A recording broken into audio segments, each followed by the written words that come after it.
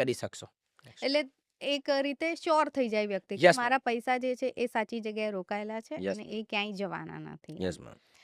તમે અત્યારે વાત કરી કે પૈસા સેફ છે, હમ. પણ કદાચ કોઈને કંઈક ઇમરજન્સી જરૂર પડી યસ અને એને વચ્ચેથી પૈસા ઉપાડવા છે, યસ તો શું એ પોસિબલ થઈ શકે? Yes ma'am. આમાં હું બંને ડિફરન્ટ સમજાવીશ.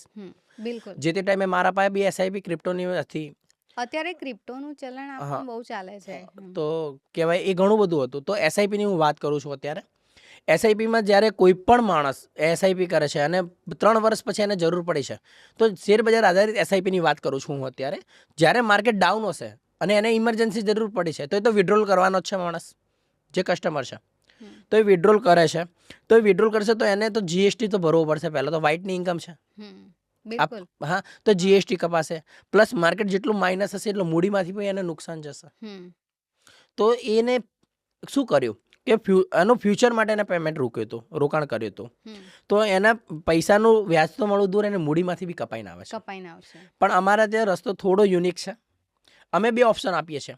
કાં તો એસઆઈપી 5 વર્ષ, ધારો કે 10 વર્ષ 20 વર્ષ પછીની ઉપરની એસઆઈપી હોય છે, તો 5 વર્ષ પછી તમે એમને વિડ્રોલ કરી શકે છે એની ટાઈમ 5 વર્ષ પછી. અમે એને બીજો બી રસ્તો આપીએ છીએ કે જેટલી જમા રકમ છે એના 90% સુધી તમે એમાંથી લોન લઈ શકો છો વિધિન 1%.